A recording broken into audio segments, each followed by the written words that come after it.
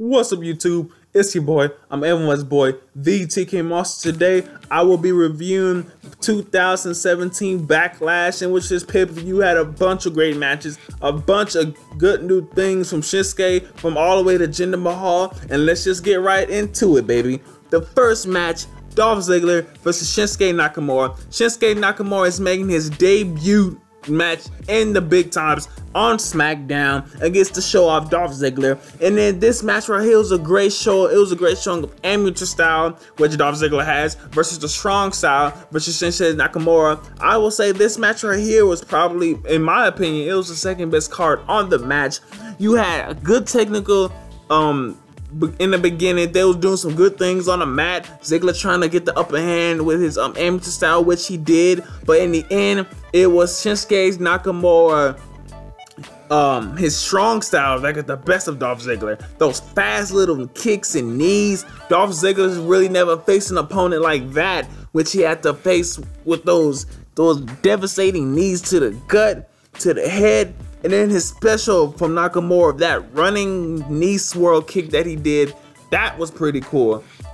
And the best thing I loved about this match, how it was different. It had a feeling of amateur style, and we had the strong style. We saw the two go at it. We saw Dolph Ziggler trying to be a show off, trying to do what he always doing. But Shinsuke Nakamura, keep an eye on this guy.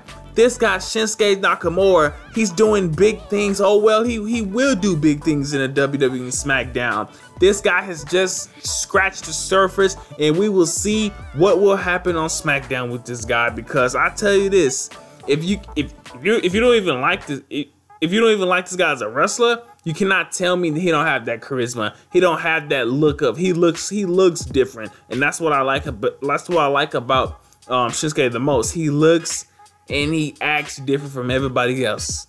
Next, we got the next match. The Usos versus Briggs.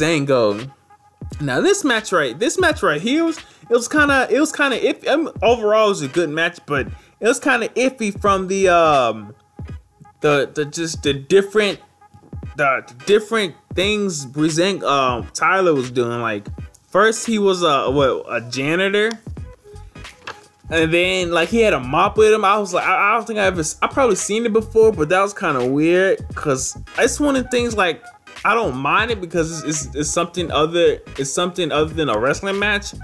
But this is a championship match. You would think that Tyler Breeze would come out more seriously, maybe, but I guess that's it. That's his character. I guess he's a cop detective or whatever. But I was just thinking, like, this is a championship match. I'm focused. Now, if this on SmackDown like that, okay, but this right here, it felt kind of weird. I'm not saying I hated it, but it felt weird for a championship match. And then he was a grandma. Like, everybody was chanting "Go Grandma." That was kind of strange. Oh, not strange, but it was kind of funny. But the Usos doing what they doing. Usos took out the grandma and took out the janitor. The Usos, those brothers, they ain't having that. They on that day one-ish, meaning they gonna come at you hard. They gonna come at you fast. They gonna come at you quick. These boys are here to hurt you, man. These guys not playing around with these boys, man. That's what you gotta give Jimmy and Jey Uso their credit, man. Then that super kick to the top rope from the top rope. That was devastating. But you gotta give credit to the Briggs, because for a while, of course, everybody had Usos, but it was a couple of times in this match where you was like, the Usos, you thought they lost that match, man, a couple of times, especially when Jay hit his brother Jimmy and from the top rope and he fell down. People, hey, I thought it was. Hey, man, I'm not saying it was over, but it looked like they had him, man. But overall, it was a good match, and yeah, overall it was a good match. And I'm glad the Usos won. Next, we got Corbin versus Sami Zayn. This match right here was a back and forth. These guys have been building for a couple of weeks now. Like, Baron Corbin's just been picking on this boy Sami Zayn. He's like, yo, I don't give a damn about Sami Zayn. I'm just gonna come in here and hit this boy when I want to, man. Sami Zayn being an underdog, being that guy who wants to fight, being that guy who he's not having it. He stands up to bullies, man. That's what he did. And then Sami Zayn got the win too. Baron Corbin, he was hitting him with his deep six, all those big grappling heavyweight moves, but Sami Zayn, he just kept coming and kept coming, kept coming. Hit him with a Lua kick, hit him with that mug what, 2 times, kinda. So that was a good win for Sami Zayn. It was a shocker because I thought Corbin was gonna win, but we'll see what happens in the build in that. So let's go to the next match. We got the women's matchup: Carmella, Natalya, and Tamina versus Becky Lynch, Charlotte, and what's the other Naomi.